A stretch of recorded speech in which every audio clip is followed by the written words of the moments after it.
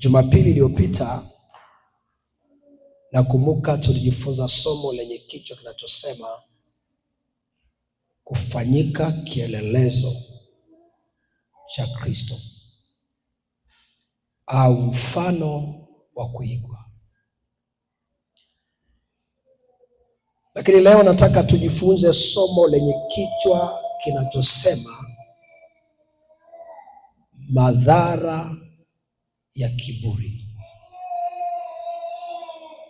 Madhara ya kiburi. Kitabu cha Yohana wa kwanza mlango wa 2. Waraka wa kwanza wa Yohana mlango wa 2 na mstari ule wa 16. Wanaoandika nimesema tunajifunza somo lenye kichwa kinachosema madhara ya kiburi au madhara yatokanayo na kiburi. Maandiko yanasema, maana kila kilichomo duniani, yaani tamaa ya mwili na tamaa ya macho na kiburi cha uzima, havitokani na Baba, bali vyatokana na dunia.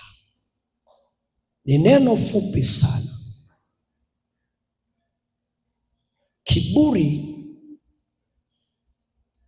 ni kati ya vitu vinaweza kumfanya mtu asifike mahali anakotaka kufika. Unaweza ukatafsiri kiburi kwa lugha nyingi sana. Unaweza ukatafsiri kama ni hali ya kujiinua.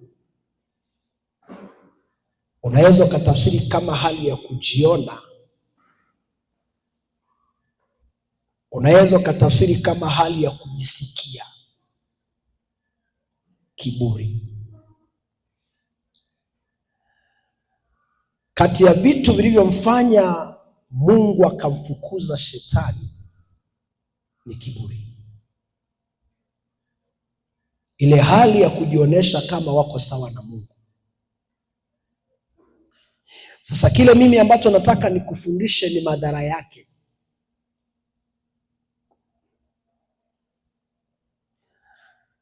Waraka huu anaandika, maana nasema, maana kila kilichomo duniani, yaani tamaa ya mwili na tamaa ya macho na kiburi cha uzima.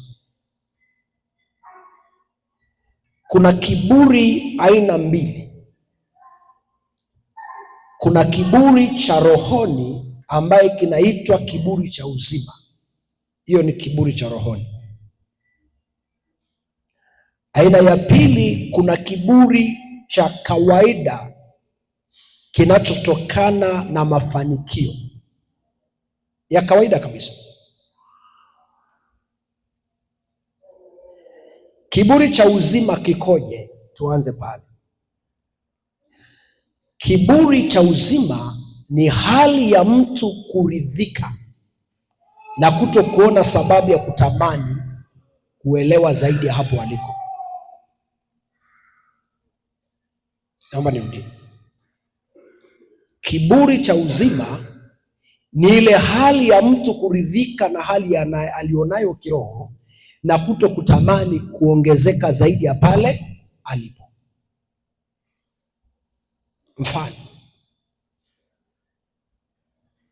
Mungu anaweza akamuinua mtumishi kwa namna yake ama mshirika kwa namna yake, kwa kipawa chake. Kinachotokea ndani yake, wacha niweke namna hii. Kuna kipindi ulikuwa ukiwaita waimbaji kwenye semina ama kwenye mikutano. Waimbaji kwa sababu ya kiburi ambacho walikuwa nacho, wengine wamepona, wanajua kazi yao ni kupiga mziki, baada ya mziki wanaondoka, hawataki neno. Kwa saa ya mziki unaona wako wengi sana. Wakishamaliza mziki wanateremka madhabahuni, Kama mko kwenye mkutano wa nje, wanaenda kwanza kule kuzunguka, wanajua mhubiri atahubiri masaa pengine dakika 45. Alafu baada ya dakika 45 ndo unaanza kuona mwanamuziki mmoja mmoja ama waimbaji wanaanza kuchomoka kutaka kuja madhabahuni. Yaani wao wanafikiri wako tu kwa sababu ya kuimba, neno haliwahusu. Hicho tunasema ni kiburi, kufika mahali ambapo yeye hatamani kufundishwa. Na si tu waimbaji, saa ingine hata wahubiri. Kuna wengine hawataki kujifunza juu ya wengine, wanaona wao wamefika, wao ni top. Hawataki kusikiliza mafundisho ya wengine,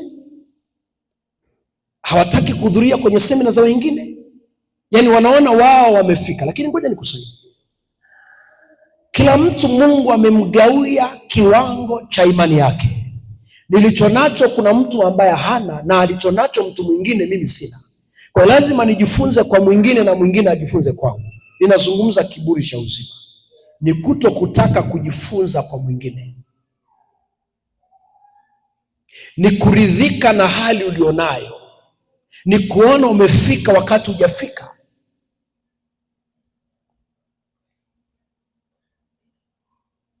Ukiona mtu amefika mahali yeye hahitaji maombi, anajitosheleza, maana yake anaona yeye ndiye anaweza tu kuombea watu wengine. Hapo kuna kiburi kinachoitwa kiburi cha uzima, yaani haoni kama anahitaji.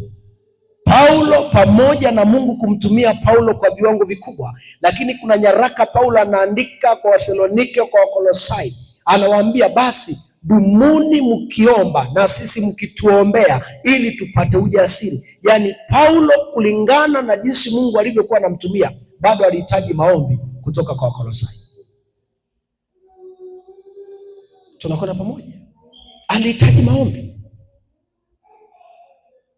Esther kuna mahali alihitaji maombi, ingawaje Esther alikuwa kwa mfalme, lakini anafika mahali anamwambia Mordekai, nenda kawakusanye Wayahudi walioko ngomeni Shunami, mkafunge na kuomba kwa ajili yangu. Maana yake Esther hakuridhika na haja alionayo, au hakuwa na kiburi ya kwamba mimi naweza mwenyewe. Alitaka msaada kwa mwingine. Sijui kama unanielewa ninachosema. Sasa tunapozungumza, maana hapa nasema kiburi cha uzima. Kiburi cha uzima ni mtu kuona anajitosheleza kwenye mambo ya rohoni mwenyewe.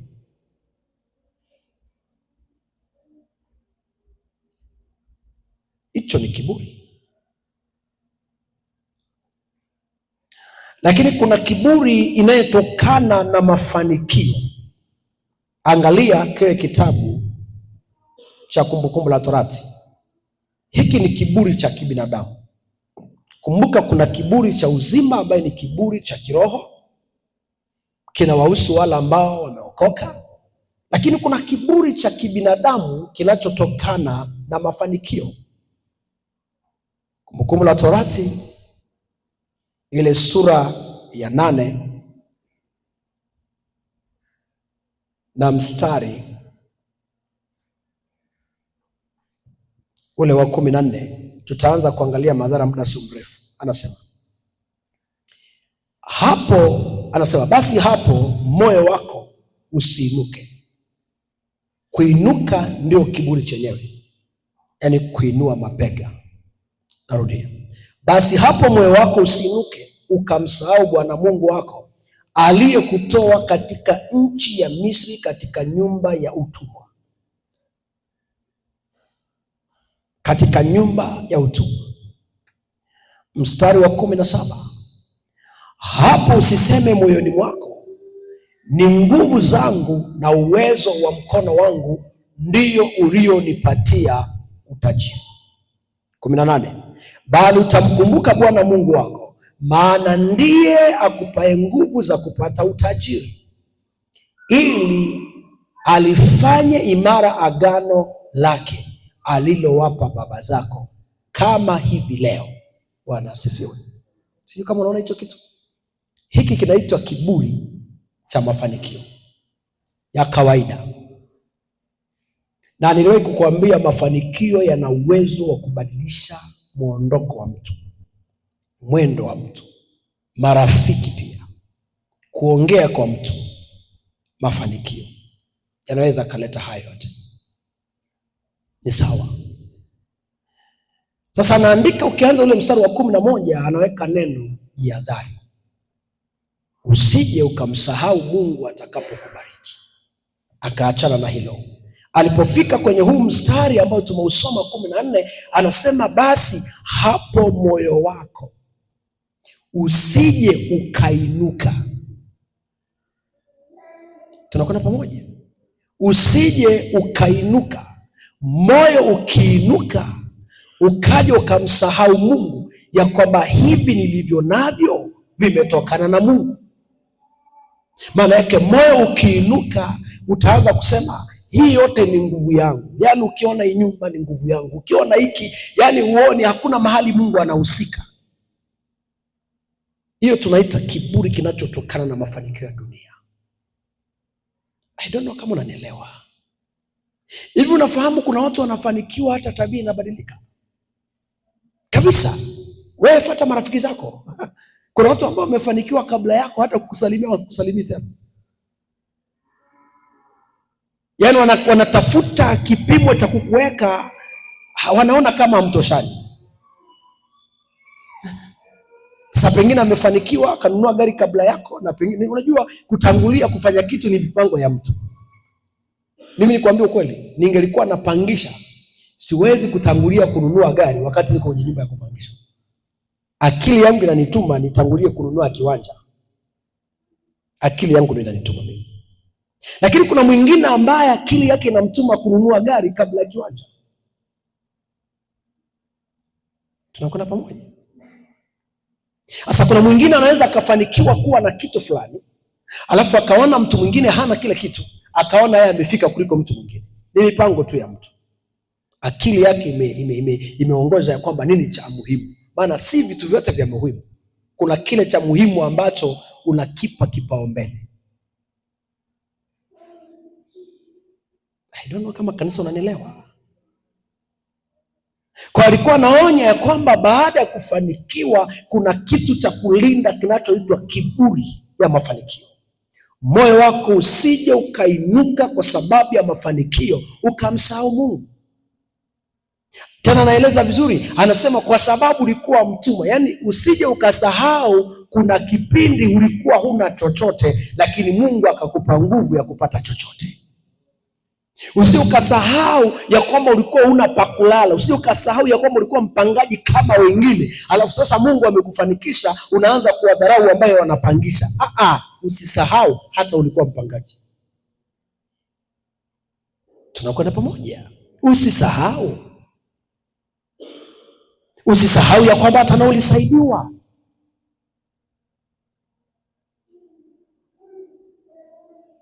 Unanielewa nachosema? Si tu kumsahau Mungu, ukasema moyoni mwako hizi ni nguvu zangu. Maana yake hakuna sehemu Mungu anayo. Angalia kitabu cha Methali 15 mstari wa 25. Kitabu cha Methali 15. Tunaanza kuangalia kidogo sasa madhara ya kiburi. Methali sura ya 15 na mstari ule wa 25. Anasema Bwana atang'oa, au atafanya nini? Hamjafika? Bwana atang'oa nyumba ya mwenye kiburi. Kumbe nyumba inang'olewa, mpendwa. Unajua kuna watu wapenda kusoma hiyo mistari. Anasema Bwana atang'oa nyumba ya mwenye kiburi, bali ataithibitisha mipaka ya nani? Ya mjane. Bali ataithibitisha mipaka ya mjane.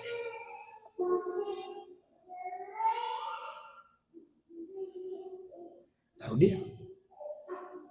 Bwana ataing'oa. Unajua afadhali kubomolewa, lakini anasema ataing'oa nyumba. Sasa anapozungumza nyumba hazungumzi juu ya kuta, anazungumza juu ya maisha yetu. kwamba Mungu atang'oa maisha ya mtu mwenye kiburi. Kwa hiyo madhara ya kiburi unafungua mlango wa kung'olewa. Ndio sababu maandiko anasema kwenye Mathayo, kila pando alisilolipanda Baba litang'olewa. Maana yake kiburi sio pando la Mungu, kiburi ni pando la Shetani. Na kwa sababu kiburi ni pando la Shetani, lazima Mungu ataling'oa. Ataling'oaje? Atapruni vile vinavyokupa kiburi. Pengine hujanielewa. Yaani Mungu anang'oaje? Mungu anapita anaangalia nini kinachompatia Lukumai kiburi. Mungu anagusa kinachonipa kiburi. Ameng'oa. Si kama naelewa ninachozungumza? Mungu anang'oa. Sikiliza, ukisoma kwenye kitabu cha Kumbukumbu la Torati sura 28, Mungu anaanzishia baraka. Kuna baraka zinazotoka kwenye mifugo, kwenye mashamba, masokoni. Okay, kila eneo unakosoma. Sasa unajua nini? Mungu anaangalia kama shamba limebarikiwa sana, ndio likachukua nafasi ya Mungu likakupa kiburi, Mungu analisababisha hilo shamba lisitokee na chochote. Tayari ameng'oa kiburi chako pale. Anakiharibu kile kinachokupa kiburi. Na lengo la Mungu ni nini? Anatamani, Mungu ana wivu, niwaambie kanisa, Mungu anatamani kila unapofanikiwa umuinue yeye, wala si mwanadamu. Yaani hata kama mume wako amesapoti, lakini kabla ya kumuinua mume na mke, useme hakika Mungu alikuwa na mume wangu, hakika Mungu alikuwa na mke wangu, Mungu amemsaidia mume wangu akatengeneza hiki kitu. Sasa Mungu anakasirika unapomsifu sana mwanadamu, wakati yeye ndiye amekupa nguvu ya kupata. Sio kama ndio ninachozungumza. Uliko na saa nyingine tunawasifu wanadamu mpaka Mungu hapati nafasi.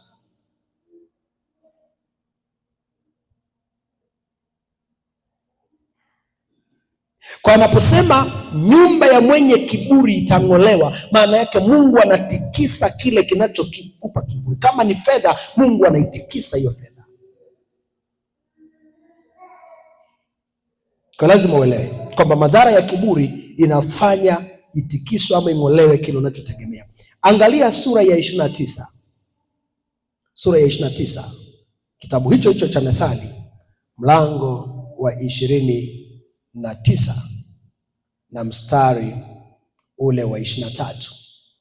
Anasema, kiburi cha mtu kitamshusha. Soma maana Biblia ni yako. Kiburi cha mtu kitafanya nini?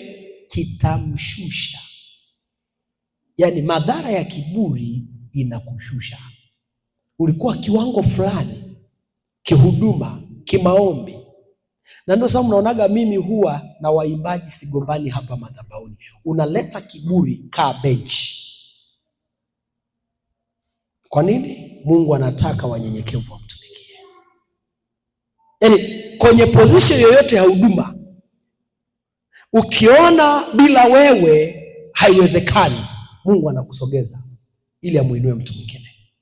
Maana ukifika mahali unafanya kazi ya Mungu mpaka unaona bila wewe hakuna mtu anafanikiwa, bila wewe hiyo kazi haendi. Hiyo sauti ikianza kuimba ndani yako bila wewe, naomba nikuambie kiburi iko karibu na wewe. Kanisa, mnanielewa? Uwe kiongozi, uwe mtumishi, uwe kwenye position yoyote, ukianza kusikia sauti nasema, nasikia katibu wa mama, yaani ukaanza kusikia sauti naimba nyumbani kwako bila mimi, wa mama waidi, nataka nikwambie kiburi kiko milangoni mwako na tayari unakwenda kung'olewa pasipo taarifa. Na huwa Mungu ahesabu uliyoifanya. Mungu anahesabu dakika. Ndio maana Biblia inasema heri mwisho wa jambo kuliko mwanzo wake. Huku kwingine kote unaweza kutumika miaka 10 vizuri, ukiharibu dakika ya mwisho inafuta kila kitu. Kwa ukisikia sauti ndani yako kila wakati nasema bila mimi, bila mimi, elewa hiyo ni sign za kiburi ndani yako. Mungu nisaidie watu wakuelewe. Kiburi cha mtu kitamshusha. Kiburi na asili ya kushusha maisha ya mtu. Hakuna mwenye kiburi anayeweza kutumika na Mungu. Ni kati ya watu ambaye Mungu hawezi kuwatumia. Nilikuwa nikijaribu kusoma maisha ya Ibrahim. Anaweza kuwa alikuwa na madhaifu mengi yule mzee, Lakini kati ya mzee mnyenyekevu, nikisoma maandiko, Ibrahim alinyenyekea sana kwenye mkono wa Mungu. Hivi ni mwanaume yupi kwa kabila lile na desturi lile Sara amempa ruhusa akamwambia zaa, amezaa, halafu ghafla Sara anageuka anambia fukuza. Tena Sara anasema maana mwana wa mjakazi hawezi kurithi. Ni kama tu sio unyenyekevu. Mungu amemfinyanga yule mzee akasema kusiwepo ugomvi. Anasema fukuza, sawa. Alikuwa na uwezo wa kusema sifukuzi, lakini kwa sababu tu ya moyo wa kunyenyekea, wa kutokutaka magomvi, akaona sawa, wacha na Sara lipite. Si kwamba alikuwa sahihi. Haleluya.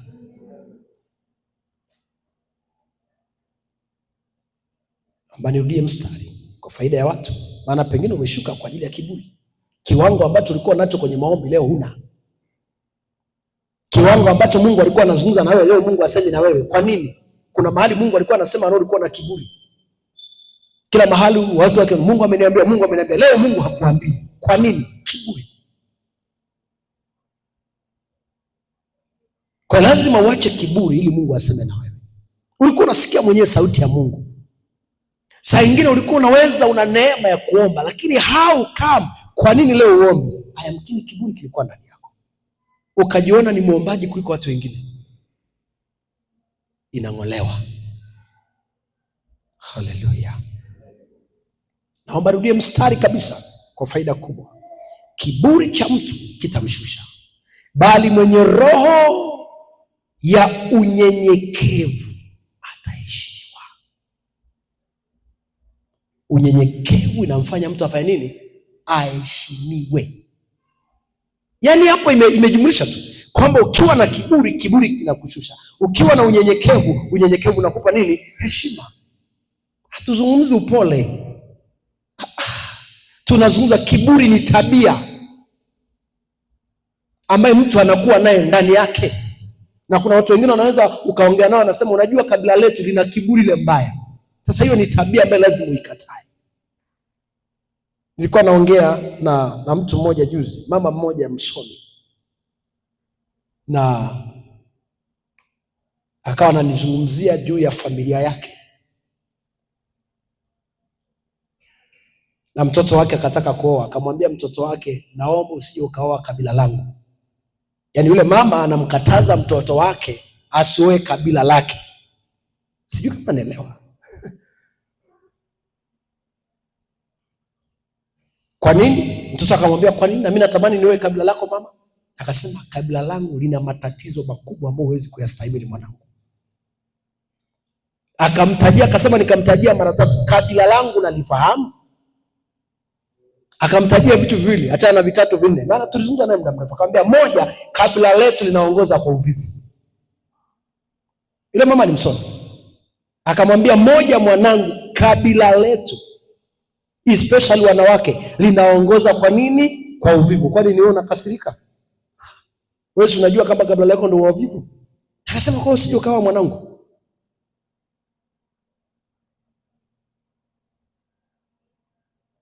Lakini namba 2 akamwambia kabila letu linaongoza kwa uchawi.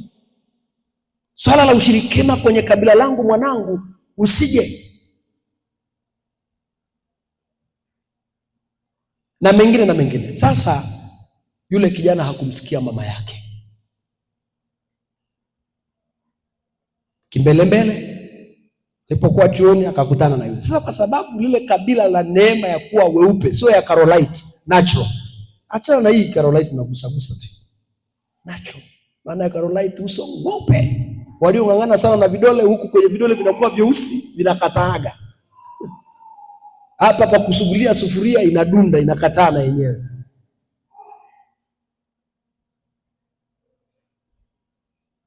Huko chuoni wakakutana naye.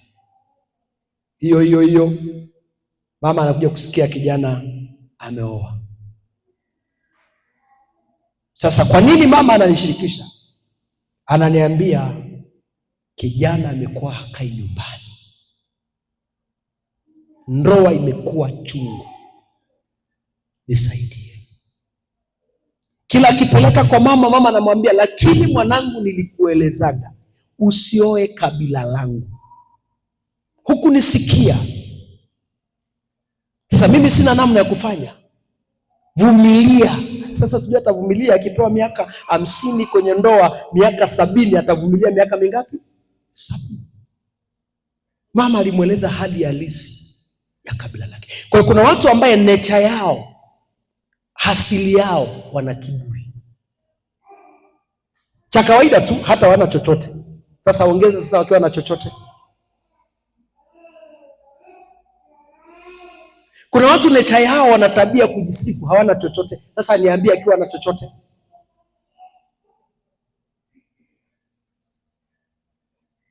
Nani anazungumza? Au je, ukutana na watu ni? Yaani mtu anajihesabia vitu ambavyo si vyake. Akitembea kidogo na Flora unasikia, unajua Flora dadangu. Alafu hata unajua ile hii ni mashine, yaani anajisifia na vitu ambavyo si vyake. Sasa anasema huyu mtu akiwa nacho, Mungu wangu, Mungu wangu, apata kalika. Anasema kiburi cha mtu kitamshusha. Ili usishuke, usiwe na kiburi. Haleluya. Usiwe na nini? Usiwe na kiburi.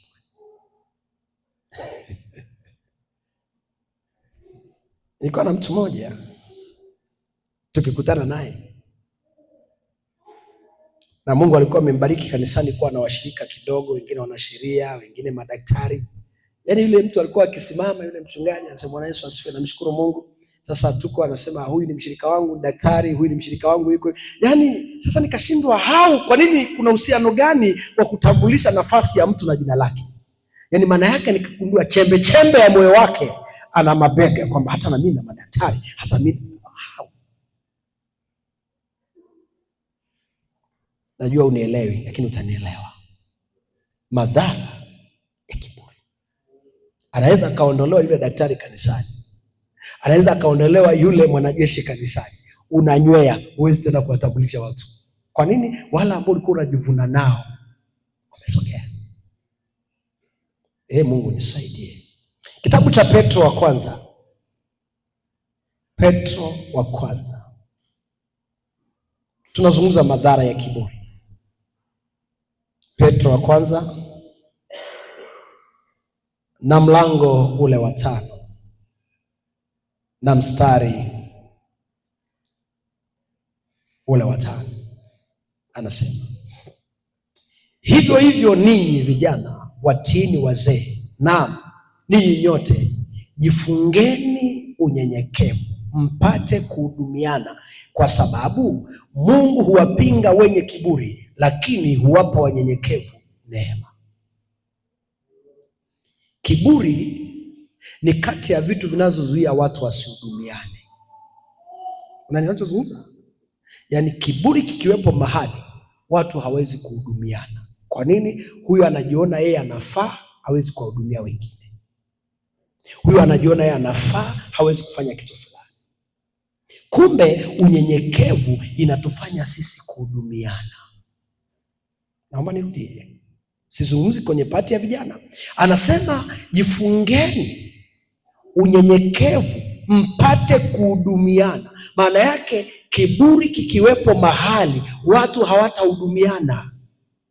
Maana huyu anajiona anafaa kuliko mwingine, huyu anajiona anajua kuliko mwingine. I don't know kama unaelewa ninachosema mpendwa. Oh my God. Siku moja Yesu alikuwa anawaosha wanafunzi miguu. Kama mfahamu hicho kisa. Si kwamba Yesu alikuwa anaanzisha kanisa la kuwanawisha watu miguu. Yesu alichokuwa anafundisha ni unyenyekevu. Akaitisha bakuli, akaichukua kitambaa chake, akaketi kwenye kiti, akaanza kuwaosha wanafunzi miguu. Afu akatokea mwanafunzi alikuwa na kirere kuliko wengine, na hata katikati ya kanisa wako watu wenye kirere hivyo. Alipojitokeza mtu anaitwa Petro, akamwambia, Bwana, wewe unistahili kuniosha mikono. Unastahili kufanya nini? Kuniosha miguu. mimi ndio nastahili. Alafu Yesu akamwambia, tulia nikunawishe miguu. Okay.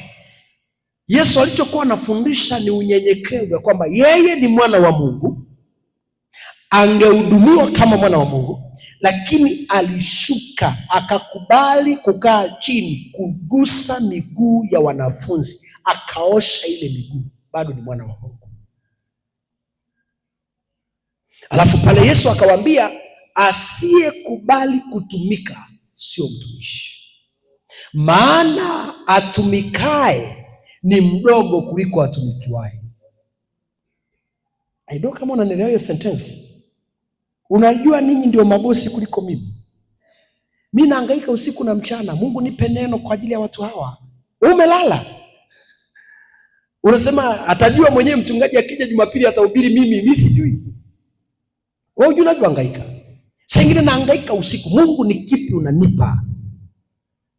Biblia hii ni msitu. Saa nyingine umeandika ujumbe huu, umeandika huu, unasikia inakuja, unasikia akili za kawaida zinakuambia ubiri hiki, maana Uriamu juzi alikosea, ubiri hichi. Lakini unasikia Roho Mtakatifu anakuambia, lete kile cha kwangu. Maana yake hatumikae sio kitu kama anayetumikiwa. Lakini kawaida ya kibinadamu wanaona anayetumika ndio mwenye nafasi kubwa, lakini anayetumikiwa ndio bosi kuliko anayetumika. Kibiblia anasema atumikae sio kitu, ila atumikiwae ndio mwenye nafasi. Manake umekaa umerelax, unahudumiwa. Sasa hatuwezi kuhudumiana. Turudi kwenye sentensi yetu, anasema ili wapate kuhudumiana. Maana yake ili kanisa lipate kuhudumiana, lazima kila mmoja avivike roho ya unyenyekevu. Usijione we the best kuliko watu wengine, no. Siku moja nakumbuka nilikuwa naongea na vijana hapa miaka nyuma, tukisema tuinue vyombo, kuna wengine hawainui, wanajiona wako hawafai kugusa vyombo. Kuna ambao wanafaa. Okay, nataka nikusaidia leo. Hatuwezi kuhudumiana kama tutatembea na roho ya kiburi. Kwa nini? Kwa sababu roho ya kiburi ndani yake kuna kitu kinachoitwa madharau, kuna kitu kinachoitwa kujilinganisha.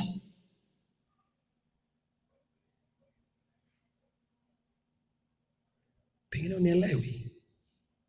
Unaweza ukakosa baraka zako kwa sababu ya kiburi. Mungu akaacha kukutumia kwa sababu ya kiburi. Mungu akaacha kutembea na wewe kwa sababu ya kiburi. Mungu akaacha kusema na wewe kwa sababu ya kiburi. Na uzuri wa Mungu huwa hakuzuii. Anasema kila ajikwezae ataachwa ajikweze, alafu anashushwa. Yaani ndio uzuri wa Mungu. Naomba nirudie andiko hapa.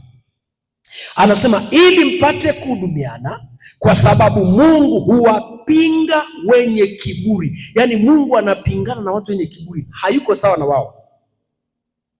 Unafahamu neno kuwapinga? Maana kile unachokifanya unapingwa, unachokifanya unapingwa. Kwa hiyo Mungu anawapinga watu wenye kiburi siku zote, hawawezi kufanikiwa, iwe ni kiroho iwe ni kimwili. Anasema bali huwapa neema wanyenyekevu. Huwapa neema wanyenyekevu. Neema tafsiri yake, maana yake ni upendeleo. Kila mtu ambaye alikuwa mnyenyekevu kwa wazazi wake, kuna kitu amekipata.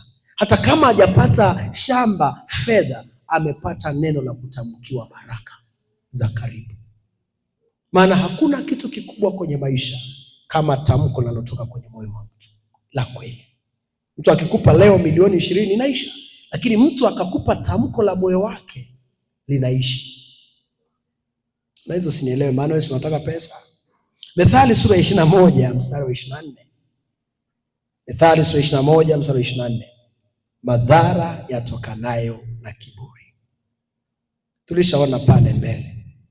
Methali sura ya 21 mstari wa 24.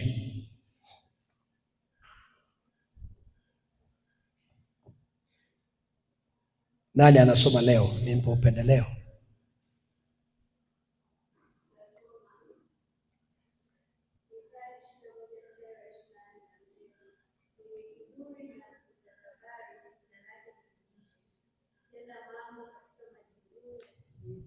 Asante. Biblia ni yako.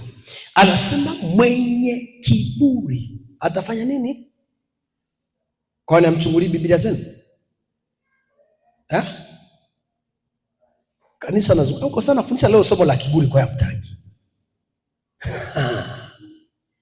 Kwa lugha nyingine nasema mwenye kiburi hawezi kukubalika. Alafu anasema jina lake litafanya nini?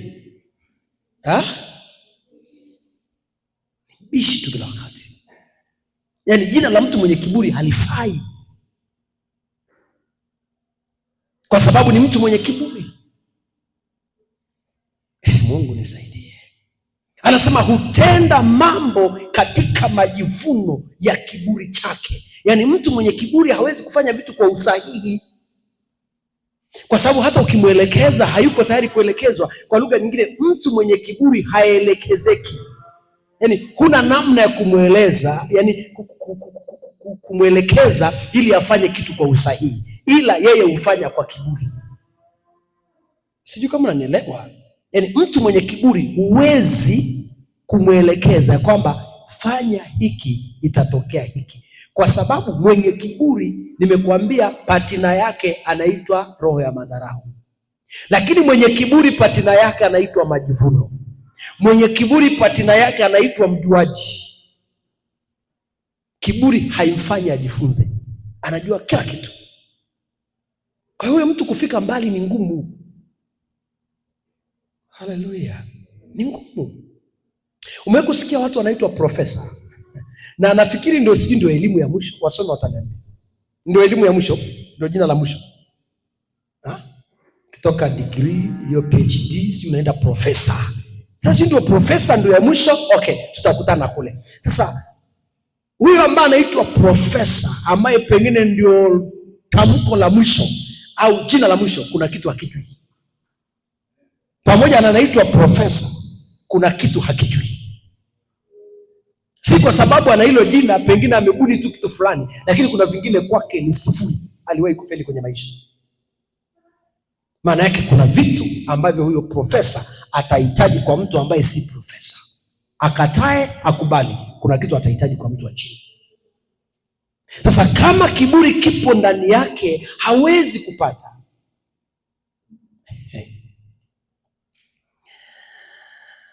Hebu sogea kidogo sura ya 13. Methali sura ya 13, sogea kidogo hapo.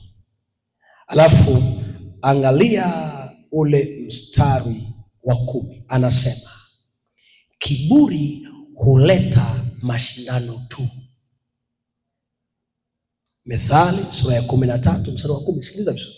Anasema kiburi huleta mashindano tu. Maana yake kiburi haiwezi kujenga. Ukikaa na mtu mwenye kiburi, alafu nao kawa na kiburi, hamtafanya chochote. Kwa nini? Kiburi inaleta mashindano. Kiburi huleta mashindano tu, bali hekima hukaa nao. Hii ni kuonyesha mahali penye kiburi hakuna hekima. Sasa madhara ya kiburi mahali huwa ni mashindano, na watu wenye mashindano siku zote hakuna anayetamani kushindwa. Maana yake hawezi kusogea. Kwa nini? Kiburi kinachofanya watu washindane. Angalia sura ya 8. Angalia sura ya 8 na mstari wa 13. Kumcha Bwana ni kuchukia uovu, kiburi na majivuno ni njia mbovu. Rudia. Kumcha Bwana ni kuchukia uovu, kiburi na majivuno ni njia nini? Mbovu. Na kinywa cha ukaidi pia nakichukia. Yaani Mungu anatamka kwamba anachukia kiburi, anachukia kinywa cha ukaidi, kwa sababu ni kinywa cha upumbavu. Mnakumbuka wasomi wa Biblia, kuna mtu mmoja alikuwa amevuna mavuno mengi,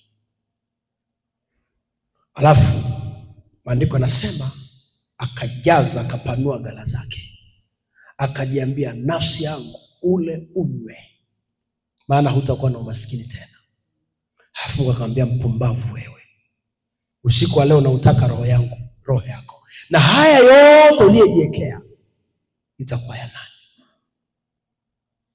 Kwa nini? Yule ndugu alifika mahali akaona hata ishiwa tena.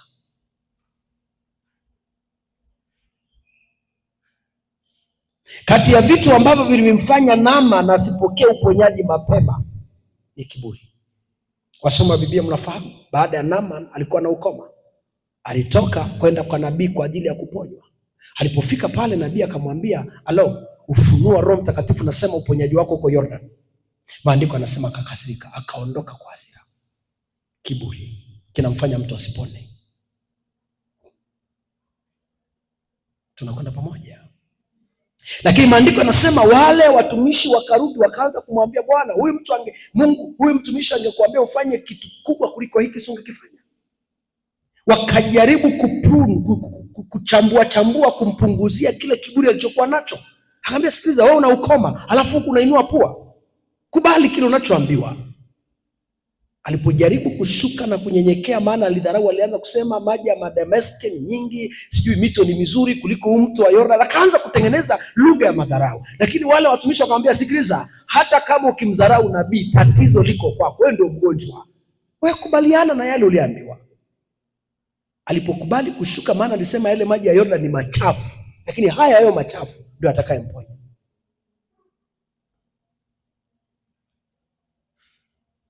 Haleluya. Mwambie Bwana akutenge na roho ya kiburi ili upate kuinuliwa. Mwambie Bwana akutenge na roho ya kiburi ili baraka zako zipate kudumu. Hakuna mtu yote ambaye amekuwa na kiburi akadumu kwenye baraka. Alipukutika mapema. Ninyi wasomaji wa Biblia mnafahamu mtu ambaye anaitwa Nebukadreza. Kilichomshusha na kumpeleka jangwani miaka 7 kula nyasi ni kiburi tu. Maandiko yanasema maana alipofanikiwa akajilinganisha na Mungu, akafanana na Mungu, Mungu akasema hatuwezi kulingana na mwanadamu, akamshusha, alafu akamfukuza. Maandiko yanasema akaenda msituni, akapewa roho ya mnyama miaka 7, mvua yake anakula nyasi. Huko miaka 7 Mungu akaanza kumfundisha. Nebukadreza alipotoka kule porini, anaandika kwenye maandiko yake, inaandika anasema, hakika nimejua hakuna Mungu anayestahili kuabudiwa zaidi ya Mungu wa miungu. Amejifunza.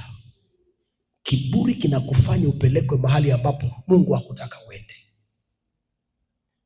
Alafu najua nilikuwa nasoma hilo andiko, ati Mungu anamtoa Nebukadreza kule porini, alafu anamuita mtumishi wake. Kwa nini? Amemtengeneza. Kuna watu lazima Mungu awatengeneze.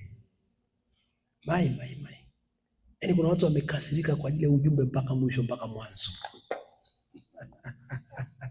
Okay, unaweza ukasimama nikuombe.